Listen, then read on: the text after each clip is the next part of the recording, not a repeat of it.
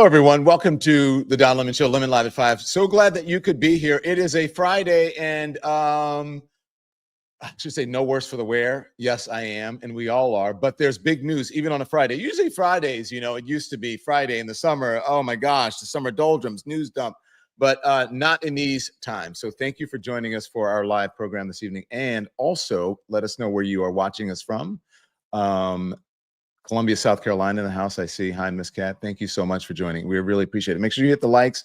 Make sure you hit the thumbs up. It affects the algorithm. More people become aware of our conversation. And remember, we are live, so it is of utmost importance that you do that. We are streaming on TikTok. We're streaming on YouTube. Of course, our main show is on YouTube. We're also streaming on Instagram and Facebook, and also Substack. Don't forget, okay? By the way, Substack, not forever. We're going to start, you're going to have to start joining for memberships in order to be able to get the live programming. So thank you all again for joining. So here we go. All right. I cannot believe that we're to this point where the possibility, it's not even a low possibility. There's a very high possibility that someone who has been convicted for some of the most heinous crimes, which is crimes among children or young people, that person could possibly be pardoned. The attorney, her attorney, I'm talking about Ghislaine Maxwell. Her attorney is asking that she be pardoned. The president has been asked about it. We're going to play his response shortly, but let me just show you how we got here, okay?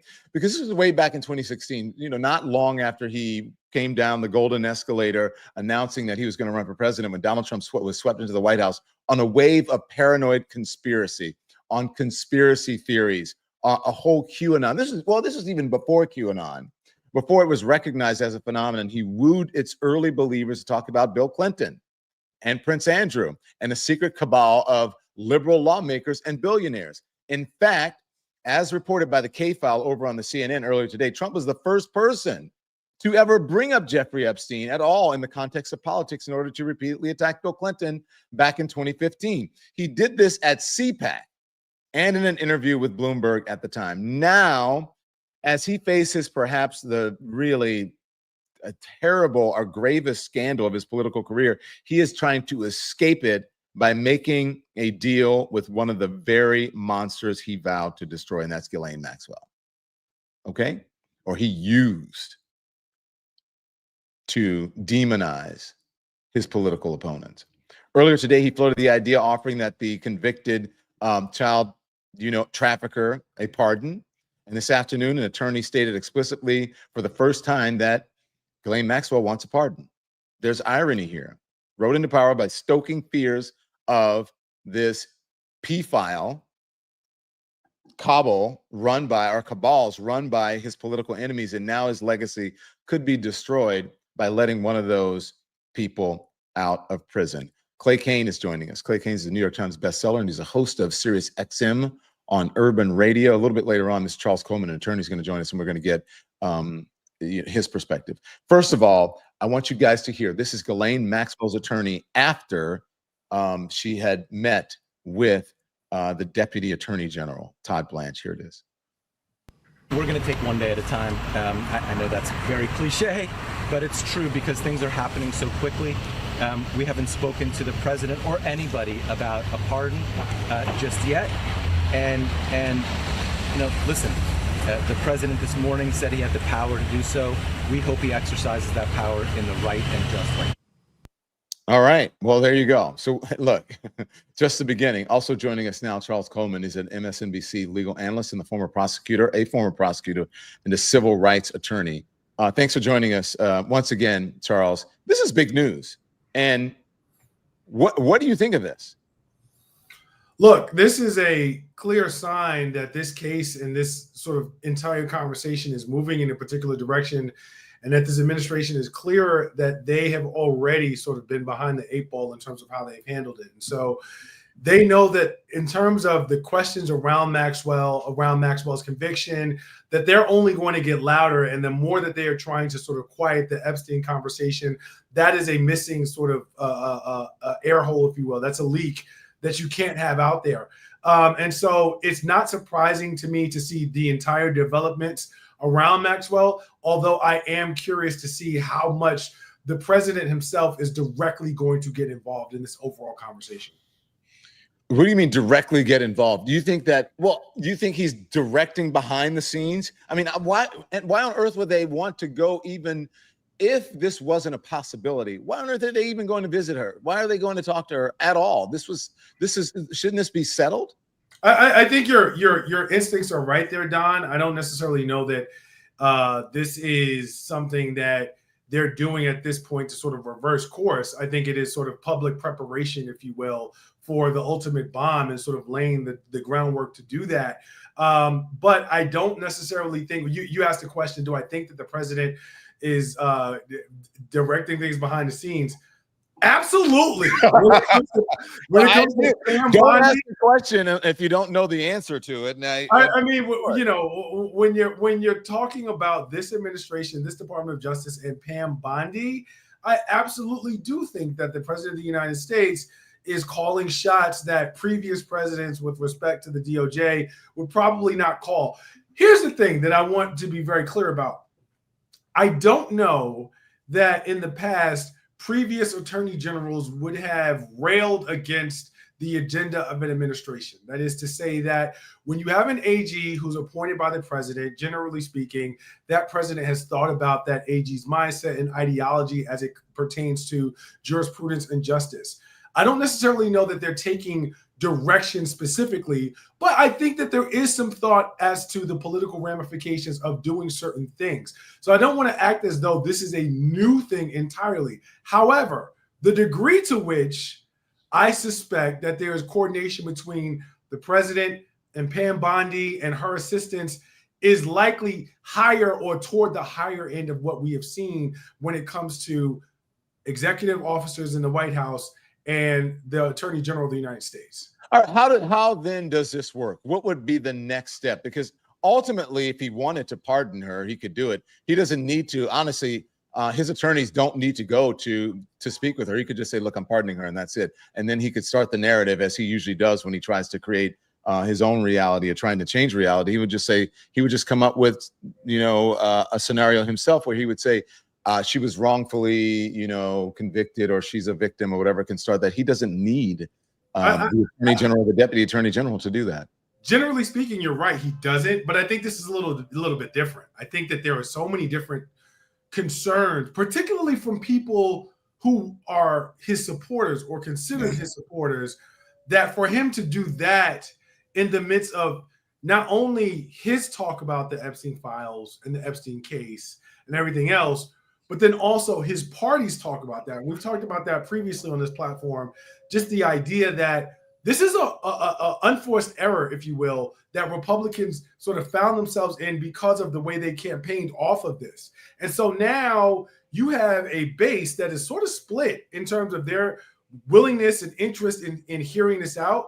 And so I think anything that they do has to be guarded by, very carefully, a built narrative that sort of explains its way to a decision, as opposed to what he normally could do, which is what you described. I don't think he can do that here, because his base is invested in a way by his own doing that's different than many of the other issues where he's done that before.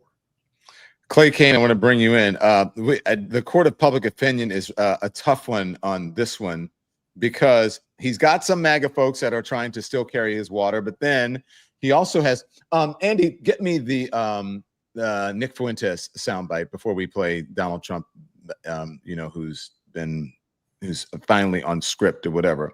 But we have folks like that, like Candace Owens, which we'll get to with a whole nother story, who are still sort of carrying his water. But then there are others who just don't believe him, and it's not it is penetrating the MAGA sphere in ways that it hasn't been done before, in an unprecedented way. Here's Nick Fuentes. Watch this.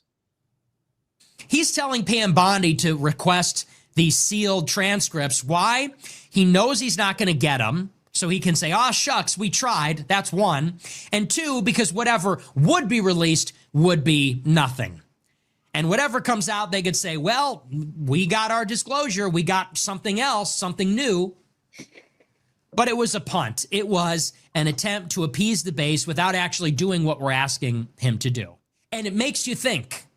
Is there something in those files that we need to be worried about? If you're innocent, then why not release them? If you're so damn innocent, like you insist, then why do you look so fucking guilty? That's what everybody's wondering. If there's nobody else to investigate, if there's nothing interesting in the files, if there are no files, if there's no client list, you're named in them, but apparently it's innocuous, then why not put everybody's minds at ease and just show us? Why do you look so guilty if you really are innocent? And I think it's likely he is, but you just don't know because we haven't seen him. And he lied. So the trust is broken. Clay? Shout out, Nick. So, What did you say? Wait, hold on. Say again, Charles. Shout out. I normally don't see that type of consistency from the right in terms of like, especially from someone like Nick Fuentes. I normally don't. I see a lot of twisting of logic, but I want to let Clay sort of give his 1-2 on this one. So a couple things here. One, I think this further proves that this is the most pro-crime administration that we've seen in our lifetime, even more than Richard Nixon. This administration is pro-crime, whether it is pardoning January 6th insurrectionists, and even the talk, the thought, the discussion of pardoning Ghislaine Maxwell. What did Trump say today? I haven't thought about it. The answer should be hell no, right? So there's that. This is the pro-crime administration. Two, I don't think this will impact him at all. I don't think this will break him when it comes to the base. Nick Fuentes babbling, whatever. But as far as his base, no. But let's say that it did. Let's say there was some impact on the Trump cult base. His damage has already been done. If Trump leaves office tomorrow, the Republican Party at large, MAGA at large, the Heritage Foundation at large, they already have the control they want over this country. They have already damaged so many people, and they continue to do their damage. So in some ways, I mean, Trump is there and all that good stuff, but they wanted to make sure in Project 2025 that they were able to put in everything they wanted to do and make it permanent. And so the damage is already there. And lastly, I'll say 5 years ago, I interviewed the survivors of the Jim Jones massacre in 1978. And one of the survivors said, the spirit of Jim Jones is in Donald Trump. And Jim Jones's cult, there were despicable sexual acts as well. And when you're that deep in a cult, you really don't care. If a R. Kelly tape came out with Donald Trump doing something, they'd still find a way to say, boys will be boys. I don't see this having. He likes things that are gold. Exactly. Oh, well, this is kind of what happens. I mean, I went right over it didn't go to my head. But I don't think it'll have any impact. And if it does, I want to see it in the voting booth. You were covering this, Don, weeks ago. We had children dying in Texas, and reports come out that it took 72 hours for the weather service to be properly alerted. I mean, we're seeing this remix versions ever since January. So I see people babbling, acting like they're concerned because it does well for their clicks and their algorithm and to possibly go viral. But honestly, I don't see it having any impact for this pro-crime administration. I think Clay raises a very important point here about the structure of not just this administration, but the electorate.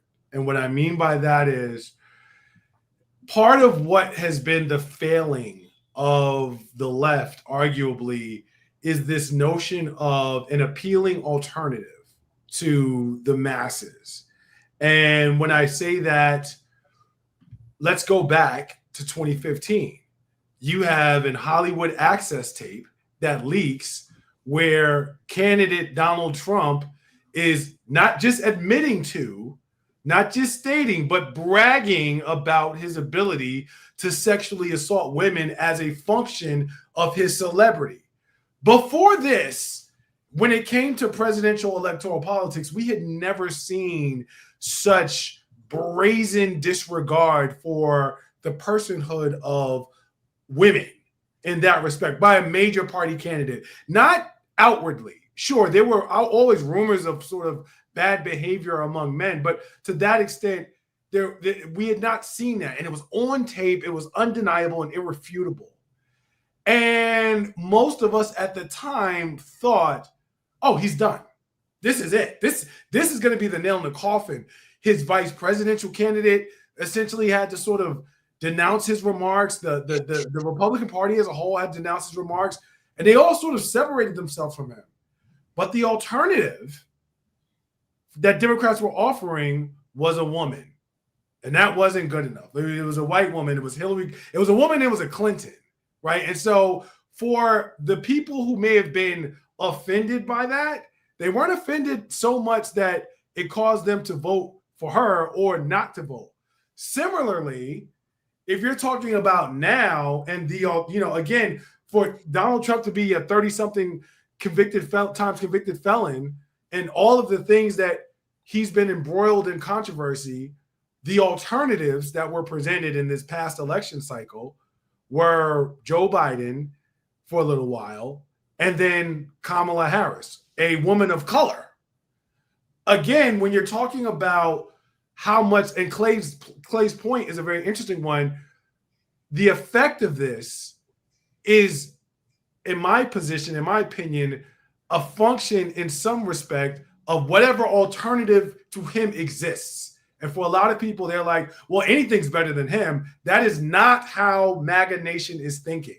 That is not how folk on the right think. They do not assume, even as he has been convicted of, even as he's admitted to sexual assault, even as he's been found civilly liable for sexual assault, even as he's been convicted of multiple felonies, you still have to have a viable alternative if you're going to move that electorate away from him. So to Clay's point, it is an interesting thing to question the degree of actual damage that this will do to him. I understand his children. I understand it's different, but what we've seen before hasn't shaken the needle. I'm with Susan on this one. Who's in the chat saying I'm going to be optimistic and say his ass is grass at this point. Look, I don't think this is going to be the thing that drives him from office, but what I do think is that this takes when they say the what is it, the rose is off the bush, or yeah, you know what I mean. So the optimistic, like Sounds of Blackness, Don, yeah. The optimistic. I think that head to the side. That's one of my favorite songs. For me, I've been saying it over and over that this breaks the sort of MAGA cult spell. It takes a lot to do it, but it can be broken. It's not going to break everyone. Not everybody left Jim Jones, but he did have some detractors. And there were people who ran for the plane. Sadly, a lot of them lost their lives and they had to hide. But I'm just saying that you can leave a cult. It's difficult, and this is cult-like behavior when you look at what's happening with the MAGA folks. But listen, Clay, I just want to address something that you said. You spoke moments ago about what the answer should be when asked if Ghislaine Maxwell should be pardoned.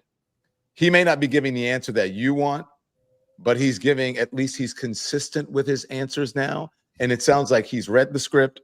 He's got the script down. His advisors have told him this is what to say to try to stay on message. And he says it over and over, first this morning, and then we'll play what happened this evening. Here it is.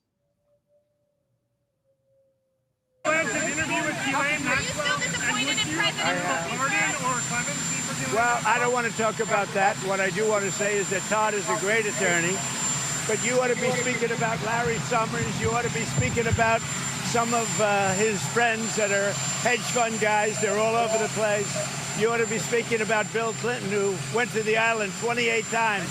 I never went to the island. Okay, that was this morning. And then again this morning, he said this.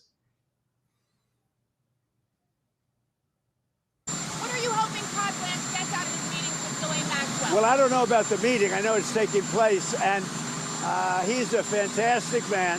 He's a great attorney, and people should really focus on how well the country's doing, or they should focus on the fact that Barack Hussein Obama led a coup, or they should focus on the fact that Larry Summers from Harvard, that Bill Clinton, who you know very well, and lots of other friends, really close friends of Jeffrey Summers, should be spoken about, because, you know, Jeffrey Epstein should be spoken about, and they should speak about them, because they don't talk about them, they talk about me. I have nothing to do with the guy. Okay, and this is him this evening. Interviewing Ghislaine Maxwell, what are you hoping that they get out of that? I really have no really nothing to say about it. She is being talked to by a very smart man, by a very good man, Todd Blanche. And I don't know anything about the conversation. I haven't really been following it. A lot of people are asking me about pardons. Obviously, this is no time to be talking about pardons. But a lot of people have asked about pardon. This is just not a time to be talking about pardons. Todd will come back with whatever he's got. You're making a very big thing over something that's not a big thing. You should be talking about, if you're going to talk about that, talk about Clinton, talk about the former president of Harvard, talk about all of his friends, talk about the hedge fund guys that were with him all the time. Don't talk about Trump. What you should be talking about is the fact that we have the greatest 6 months in the history of a presidency, according to a lot of people. Okay, so he's got the speech down. Again, it may not be, shouldn't the answer be, as Clay said, no, I'm not considering that. Rather, we should not be discussing it at this point.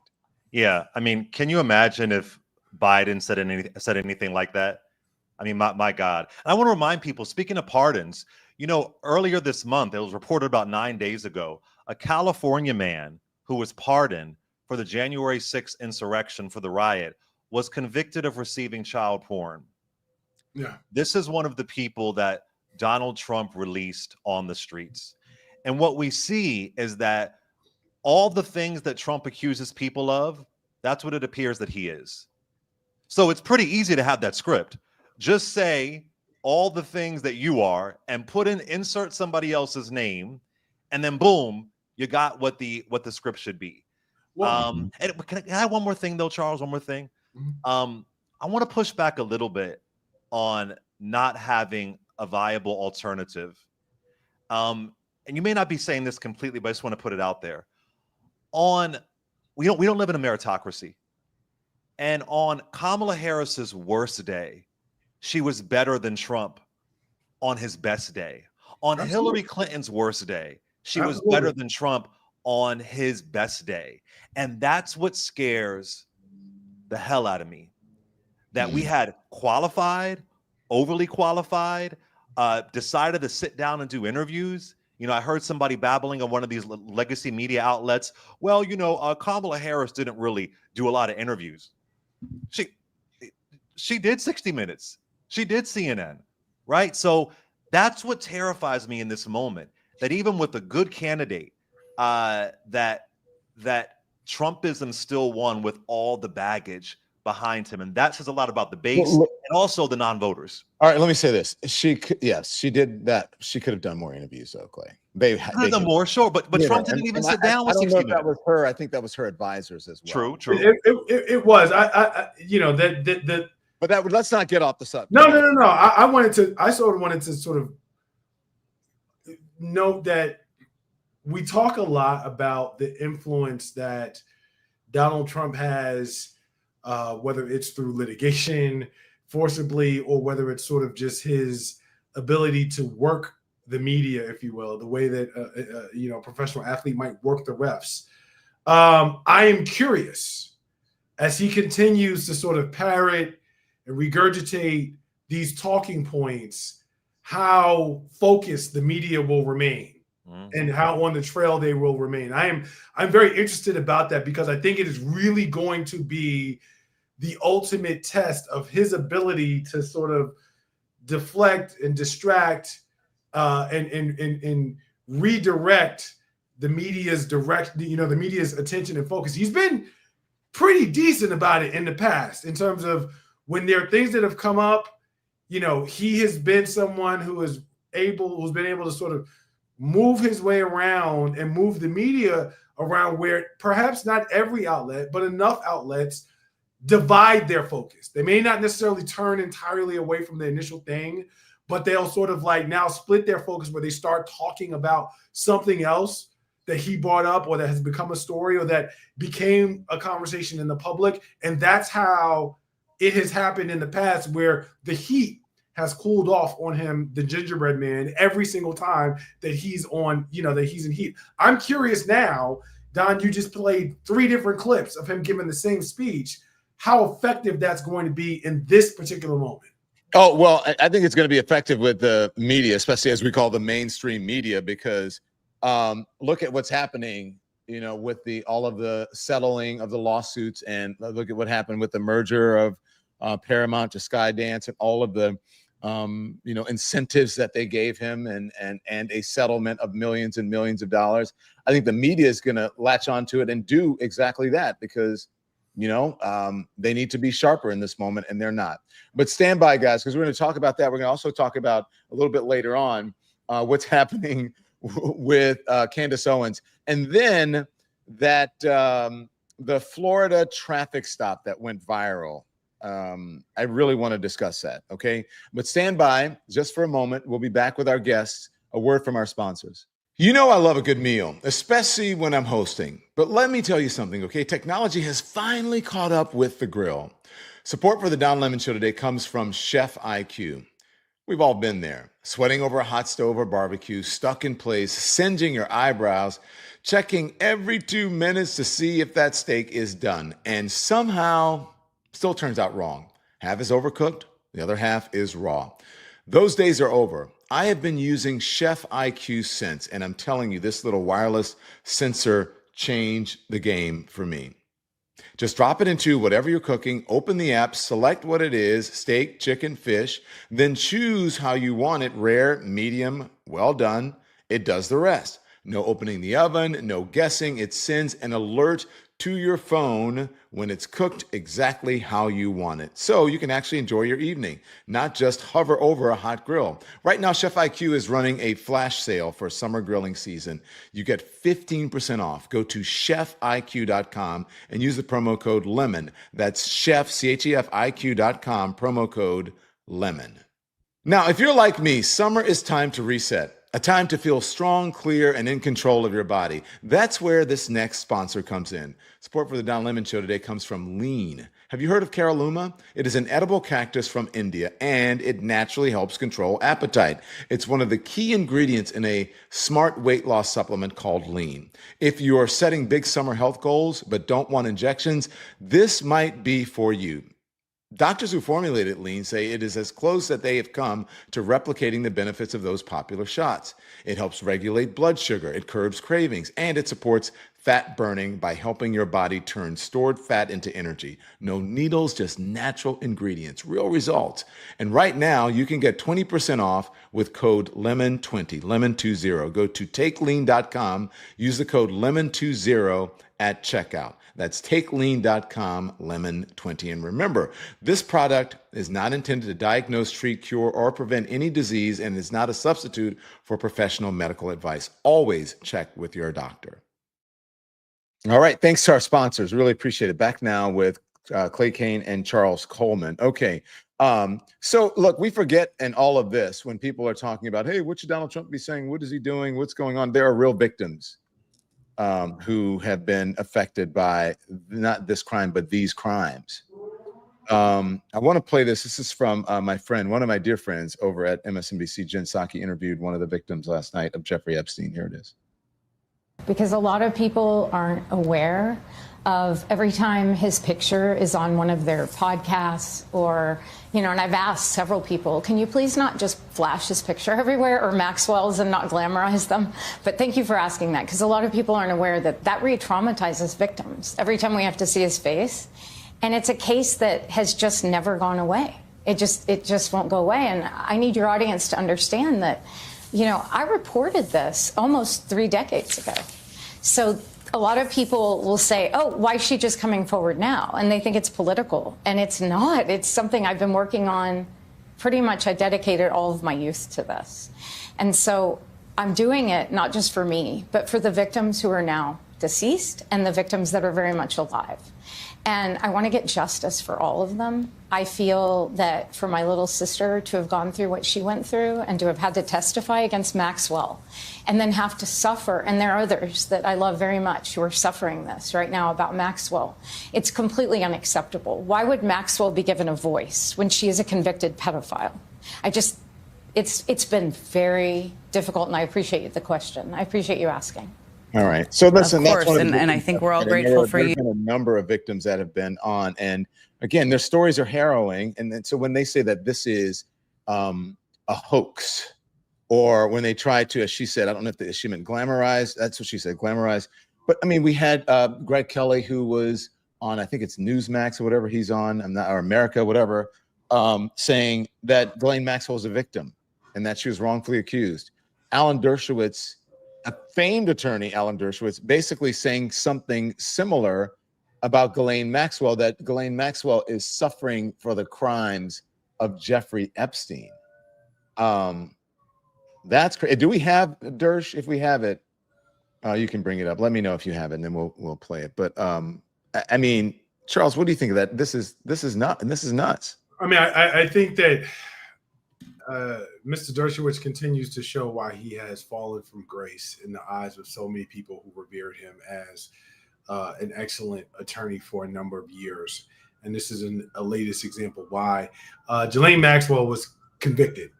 She was convicted by a jury of her peers. There was a trial. She had her day in court. And that's what our system says. And so now it is not only concerning, but also incredibly convenient, if you will, that you will blame what it is that she has been actually convicted of on a dead man, on a man who's not here to defend himself.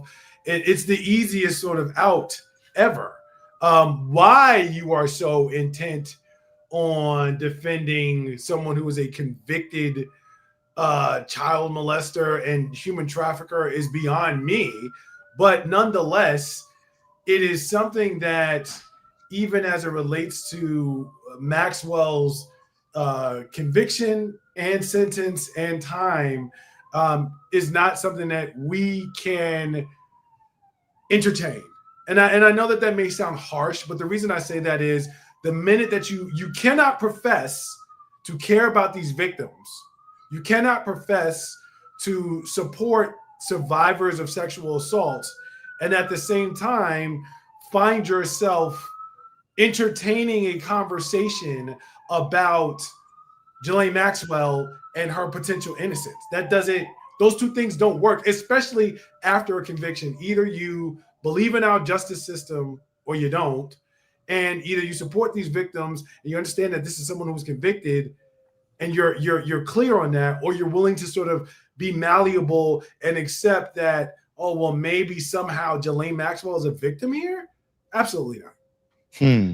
I want to talk about something that we've been really wanting to discuss, and the whole Epstein thing has really been eating up the news cycle. Okay, I want to talk about this traffic stop in Florida that is getting so much attention, and would probably be getting more if it were not for the Jeffrey Epstein story. So this young man was pulled over not long ago in Florida. I think that he didn't have his lights on at the right. It was raining or it was dusk, or I forget the exact story and the context behind it. But we're going to discuss it. We're going to bring some folks on and talk to these folks who know more about it. But first, I want to play. This is the initial video of the traffic stop that went out first. Here it is. When he pulled me over, he walked up, opened my door because my window don't work, right? Okay. And then I said, so what I did wrong? Yeah. He said, well, for one, your headlights are off under this weather. I'm like, okay. There's multiple people headlights off, okay, first of all. And then there's no rain. It doesn't matter. You're still required to have headlights on. Can you pull that law up? Huh? Can you pull that law up? Yeah, when you step out of the car, I will. Can you call your supervisor?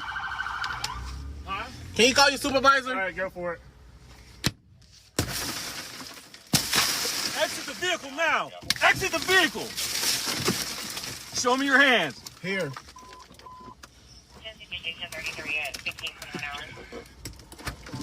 I'm here.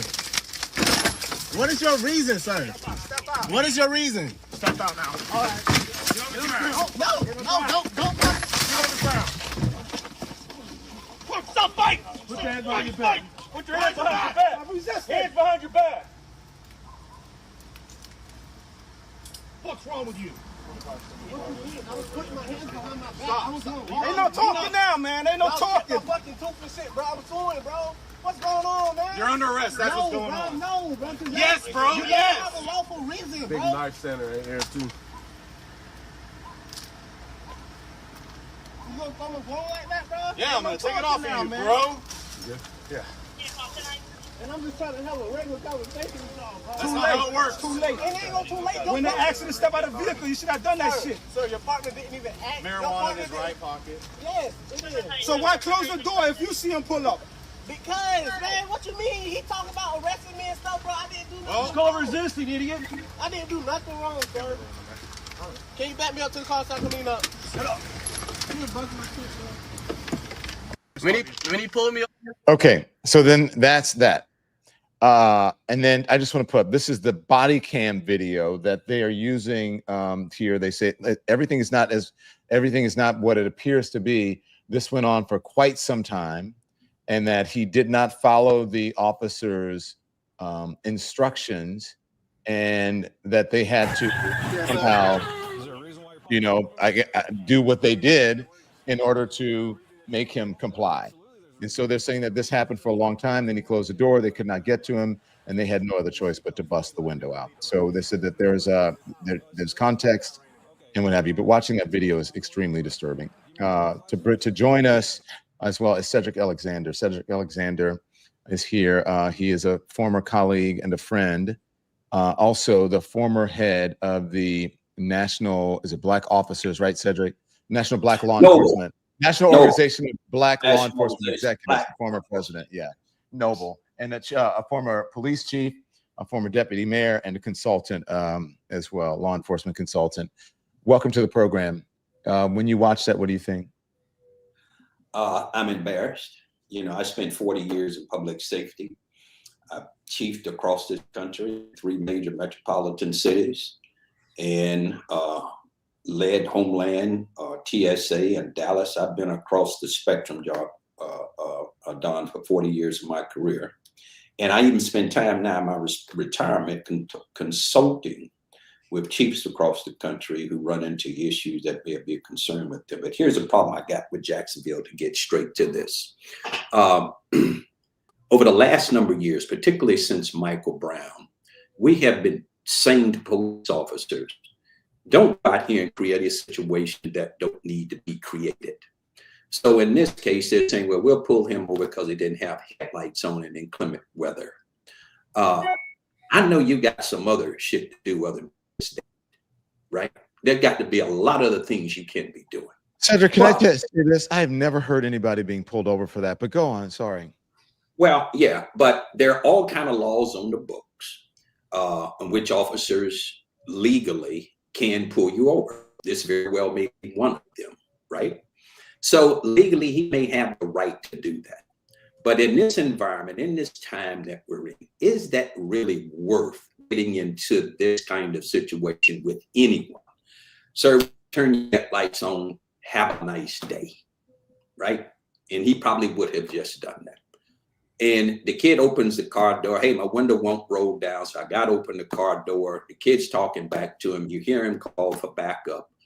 And then you get 3 or 4 of the guys to show up and take this situation from my perspective, from my experience, and from many others as well, because I've talked to other police officers and chiefs across the country. And the problem is here, it should not have escalated. So you break this window over the fact he didn't have his headlight on. That is just way over the top. It should not even have escalated to that point. Well, and let me jump in here, the kid in the face. Yeah, I mean, we're going to show that. We'll talk about that. But here, this is what, again, I'm just devil's advocate here. Okay, I'm not calling anybody devil. It's the figure of speech. They're saying they would not have to do all this if he had just complied. We hear that a lot. You know how many of these stories I have done. Yeah. And they're saying that they had provocation to do it. I don't see anything in the video that shows provocation. I drive around, and some of the newer cars, the lights just come on automatically. You know what I'm saying? So I had never heard anybody but I can see if the guy was like speeding away, there was a police chase, he pulled a weapon, he was, you know what I mean? I don't get it. Don, I got to jump in here. You and I met on police violence cases. Mm-hmm. Right? Like you and I met on police violence cases. I've been on with respect to Clay, whose work I'm familiar with. I've been on panels with the three of us a myriad number of times on police violence cases. I want to be very clear with the respect to the notion of, I'll say, arguing innuendo as opposed to the devil's advocate or arguing the alternative. The compliance narrative from law enforcement is bullshit. Mm-hmm. All right, we've seen it over and over again. We saw it with Terrence Crutcher in Oklahoma, who was shot literally by a sheriff's deputy with his hands up as the helicopter circulated above them and said, "Put your weapon down." That officer was later rehired as a police officer in other places. We've seen it in South Carolina with other individuals. The notion of compliance is bullshit. Mm-hmm. And it is a quick exit and almost a red herring, if you will, as a distraction technique to derail the discussion around the fact that safety and law enforcement in terms of our psyche need to be untethered when it comes to this conversation and conversations about a traffic stop. We are talking about a traffic stop where someone was pulled over because their lights weren't on, and yet because he sat in his car, he faced a level of violence and aggression rather than service and protection from law enforcement. And so, for anyone who's watching and wants to get engaged with this conversation about, well, all you have to do is comply. There are case after case after case of where that's not necessarily the case. Well, that's why I brought it up, and I'm glad you said it, because I've been seeing so many people make excuses for it, and when I saw it, I was like, wait a minute. I heard that on these conservative podcasts on some of the manosphere. I don't watch cable news, but I know the excuses that they're going to say. They're going to say he should have complied. He should have done this. He sat in the car. Okay, I've been a kid. Maybe the kid was, maybe he could have done something different. He's a kid. He doesn't look like a bad kid. He doesn't seem like a bad kid. He was very calm in the situation. And by the way, Charles, Cedric, you and I talked about this earlier. You see what Lisa G says on the screen? No officer arrived had headlights on. Well, I pointed that out when we talked earlier. Yeah. Those that up to the city had headlights on. But that aside, look, I know what it's like to be a police officer to go out there and pull people over. I understand the risk that's associated with it. I understand all of that. But here's what I cannot accept. And you're absolutely right. This whole did not comply kind of resonates with me going back years while I thought I shine object bullshit, right? Mm-hmm. It's kind of, that's supposed to just make it okay. But the point of it is that sometimes people will question, well, why did I get pulled over, officer? Et cetera, et cetera, et cetera. And that's okay if people inquire. That's what I do. Here's the thing out of all of this, and you can shape it, bounce it around, call it whatever you want to. There's no way that a simple stop for someone to cut on their headlights should have ever escalated to this level. Exactly. And those officers could have done a far better job than what they did. One officer ends up with 4 officers on the scene for this kid. And then you turn it into something, and then you punch the kid in the face. But here's another issue I have. The sheriff of that county who comes out and say, well, nothing here was done wrong. How you know? Do we have that? Do we have that soundbite? Yes. Give me 1 second, please. Okay. Should there be an investigation? Yes. But that investigation needs to come from outside of that agency, not from within that agency. Because if you have the sheriff, the one person, elected official in that county who's responsible for everybody, whether they voted for him or not, he has a responsibility that a fair, equitable investigation is conducted. And those should be held responsible. That was poor police work. It was poor procedure. You just don't see that. Nobody just break your windshield out just because of inclement weather. I mean, this is ridiculous. And this paints a bad picture for policing across this country, because we got thousands of good police officers out there. You know them, I know them. Even going all the way back years, Don, when we got into this whole thing. And for someone who has policed these agencies, I know what they are trying to do. I know when supervision come on the scene, what they are supposed to do. That kid asked for a supervisor. Whether you liked it or not, he requested one as a citizen. So this is just not acceptable. And I'm bringing this up in a couple of weeks at our national convention, NOBLE, National Organization of Black Law Enforcement Exec. I'm bringing this up to the board, because this kind of behavior, this kind of conduct, I am not going to allow to reflect on the rest of good law enforcement across this country. And then he resigns himself to being just kind of dismissing this. You're not going to dismiss this. All right, let me play this. This is the chief, I believe, that you mentioned. Here it is. Social media is not reality. One video clip devoid of context can be very misleading. Given that McNeil never brought this incident to JSO's attention, but rather pushed the cell phone camera footage that he had in his possession since March 5th out on social media, one can only assume, and I'm saying I assume, that he intended to inflame the public. The administrative process is still ongoing, and as such, I will neither defend nor commend Officer Bauer's response to resistance until all the facts are known and the investigation is completed. However, as the leader of this agency, I will not remain silent while important facts and information are buried to advance an anti-police agenda. The truth is, William McNeil Jr. was non-compliant with JSO officers within 21 seconds after he was stopped for multiple civil infractions. His non-compliance quickly rose to the level of criminal resistance to a police officer.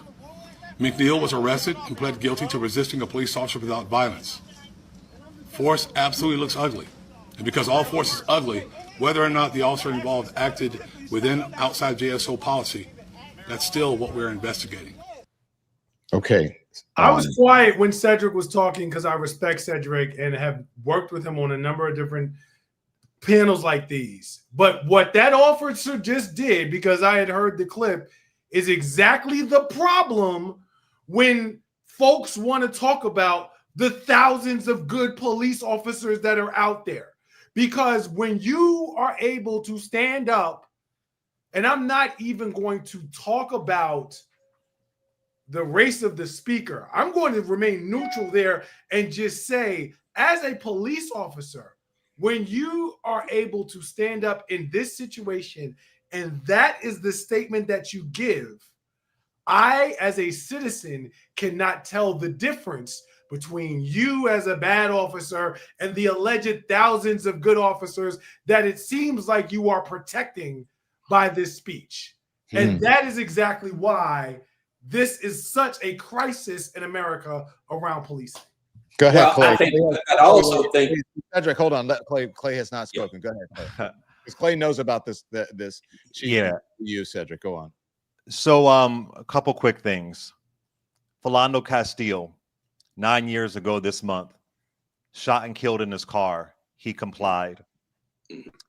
Dante Wright in Minneapolis, the police officer pulled him over because of an air freshener, and he was shot and killed by police. These are people who quote unquote complied. As it relates to that sheriff that just spoke, I'm going to say that he is a proud Republican. He went to Liberty University, which is a famously evangelical Christian school. And so I would think there is some kind of political agenda there. I want to remind people that Trump said, remember this, that he wants to give officers full immunity from prosecution. Full immunity from prosecution. He wants officers to have no accountability whatsoever. And while I am very happy that this 22-year-old man is not a Dante Wright or Philando Castile, there's another angle of this, the lying. The police officers, I believe there was 2 separate reports.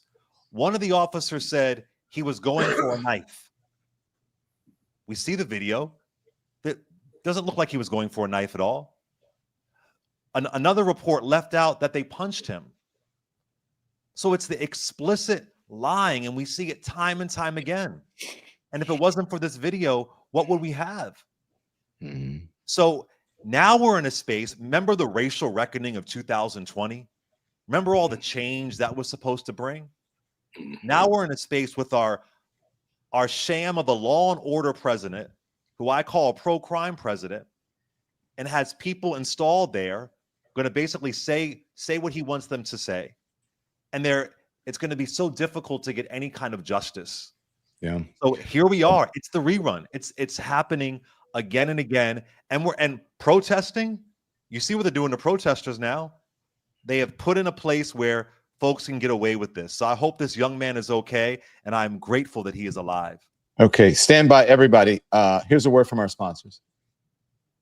All right, we're heading into the weekend, and you might have plans, cookouts, cocktail celebrations. Before you raise that glass, listen to this. Support for the Don Lemon Show today comes from Z-Biotics. Let me just put you on to something that's helped me out more than once. It's called pre-alcohol from Z-Biotics. It is the world's first genetically engineered probiotic created by scientists to help you wake up feeling good the day after drinking. Here's how it works. When you drink, your body creates a toxic byproduct in your gut. That's what really causes those rough mornings.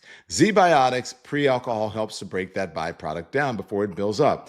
You drink one before the fun starts, then enjoy your night. Wine, cocktails, whatever. All right. So I've used it myself, and I woke up the next day feeling sharp and on point. So before the barbecue beer or the beachside glass of wine, take Z-Biotics. Go to zbiotics.com/lemon. Use the code LEMON at checkout for 15% off your first order. And it is backed by a 100% money back guarantee. That's zbiotics.com/lemon. Code LEMON. Now, this next one is personal. I have family and friends who deal with high blood pressure. Maybe you do too. It's serious, and I want you to hear this. Support for the Don Lemon Show today comes from 120 Life. High blood pressure is the #1 risk factor for death. 1 in 2 adults has it. That is a coin flip. That's your life. 120 Life is a blend of delicious superfruit juices designed to help lower blood pressure naturally. No prescriptions, no big pharma. It's trusted by doctors and recommended by hundreds of healthcare professionals. You can measure the results yourself at home with a basic blood pressure monitor.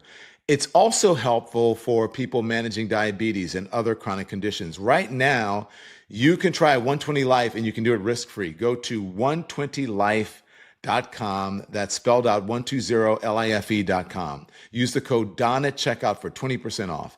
If you don't see lower numbers in 2 weeks, you get a full refund. Again, that's 120life.com, code DON. This is your life. Don't wait. Thanks to our sponsors. Absolutely. Thanks to our sponsor. Because of them, we get to stay out here on the streaming street. So make sure you guys hit the likes and the thumbs up. It's very important for the algorithm. It makes more people aware of our channel here. And we get to have more great conversations like we're having now with Cedric Alexander, Charles Coleman, and Mr. Clay Kane. Lots of C's here. We could be an R&B group today.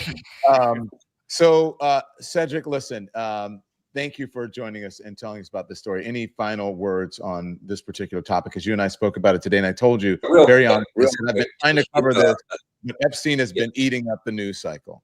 Yeah, you know, I think it was you, Clay, or Charles. One of you brought up the fact that he identifies as being a Republican or conservative. I'm conservative. Let me be clear. I'm conservative. See, it's one thing you can belong to any political party you want to, but it's how you treat people.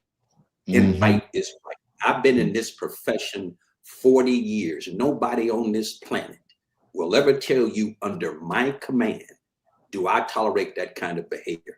And yes, Charles, you didn't want to put race into it, but the fact that he is a black man, he should have more sensitivity to these issues that he knows confront and irritate and bothers and just downright scare people in our community.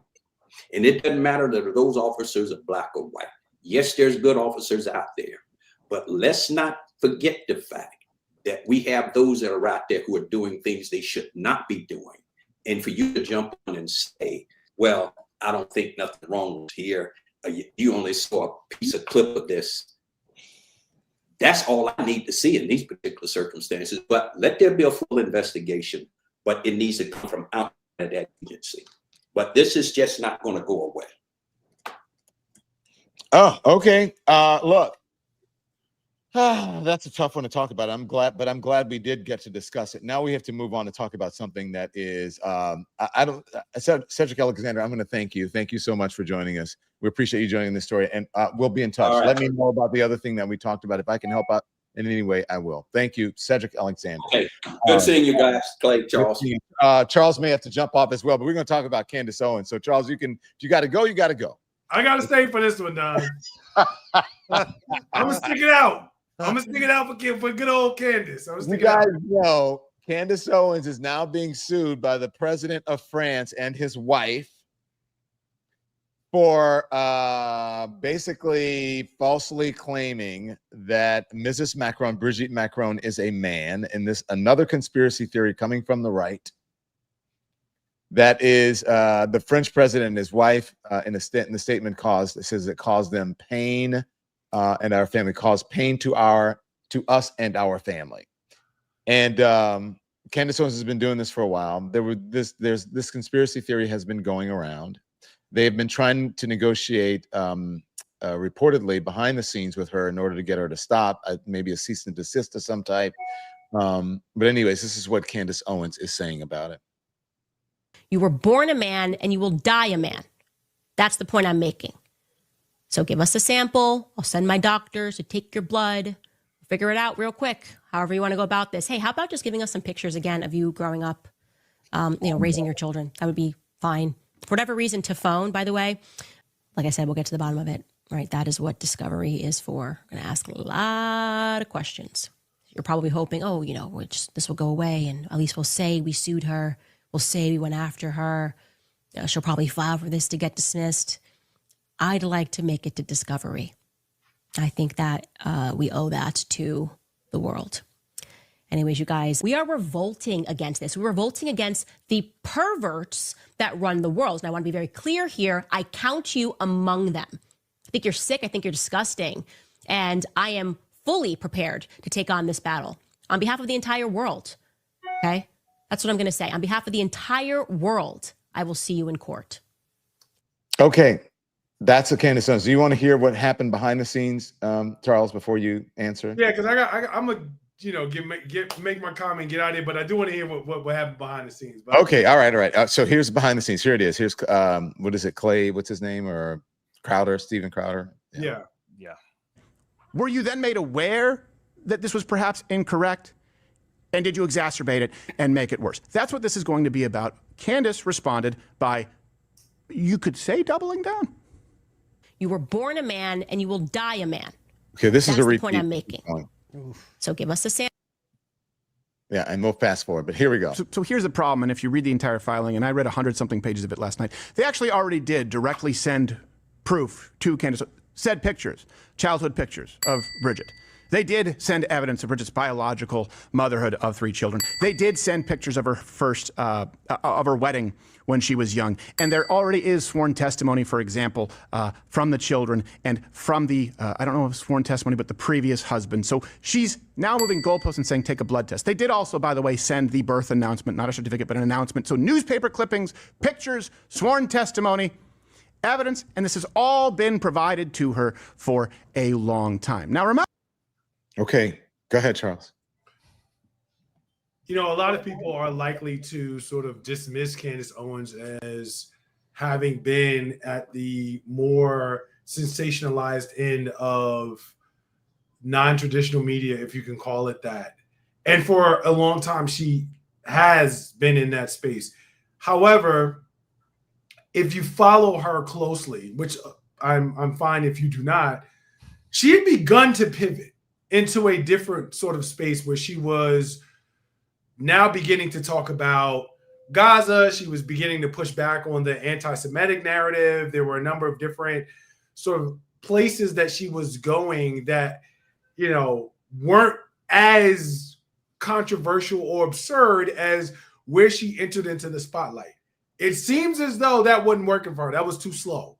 And so now she sort of reverted to what she's done before. Like it or not, the thing that I have the most trouble with is this is eerily reminiscent of Donald Trump's insistence that President Obama wasn't American.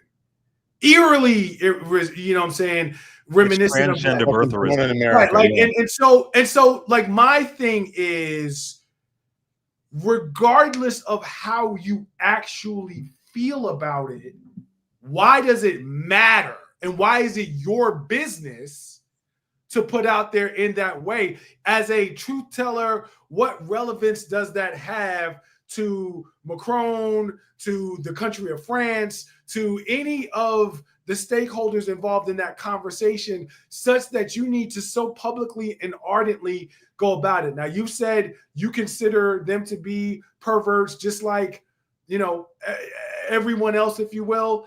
I don't necessarily know why that might be, but again, in this context, I am disappointed, not very surprised, but miffed as to why that is any of your business and why you feel the need, even if you believe, after having gotten all the evidence that you have apparently, that it's still true, that it's your obligation to out this person to the public.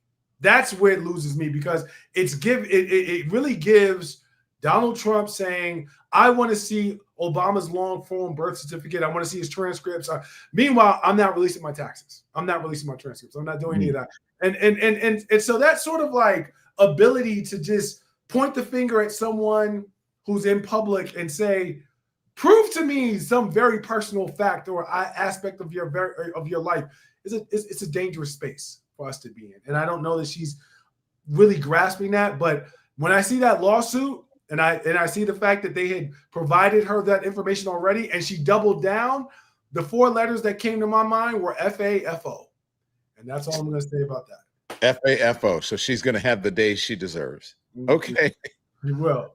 Thank you, Charles. I appreciate it. All right, Thank guys. you, sir. Have a great weekend, Clay. Candace Owens. You know, I always got to remind people, Omarosa walked so Candace Owens could run. I mean, that's really what it is. It's the evolution of the grift here. Like to Charles' point, it's a transgender birtherism. That's basically what it is. It's the trans version of birtherism, and she's going to stand in it. She's going to lean into it. And what I do find interesting is that she has said so many heinous things about people, about George Floyd, about Breonna Taylor, about Ahmaud Arbery. And those families maybe didn't have the time or the money or the resources to fight back. Good for the president of France and the first lady for fighting back. Drag her. To quote the late, great Crystal LaBeija, sue the fool. Sue the fool. She's a complete fool. She's a fool on steroids. She puts out this bullshit, and then her whatever base is right now feeds into it. She has to keep her check going. And why are you so concerned about somebody else's genitals? That's sick. That's strange. That's bizarre. The entire Republican Party, they focus on other people's genitals. But don't you got a man? Don't you got kids? Focus on your own family. Focus on it. But you care so much about what they're doing. It's just so vile to me. But this is what they do. This is what they lean into. So she hopes it'll get her more press. But I say go all the way out. I can't wait to see the result of this lawsuit. It's creepy. Transgender birtherism, and I want to see her. Transgenderism is what it is. Right. Transgenderism. Transgenderism, and I want to. There's some questions about Candace Owens and how rooted she is in blackness. So somebody make her prove herself, prove her identity. Candace Owens. Well, do you remember it was funny because in that, I don't know if you guys can find it real quick. Please look for it, producers, if you can. While Clay and I talk about this, but do you remember when people were questioning Candace Owens because of her picture, her high school picture, or whatever picture, and they're like, "Wait a minute, is she?" Right.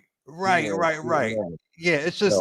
I mean, you think about the way this woman became famous. You know, one of her big moments is she went on Fox News and said the NRA was a civil rights group, was created as a civil rights group to protect Black folks in the KKK.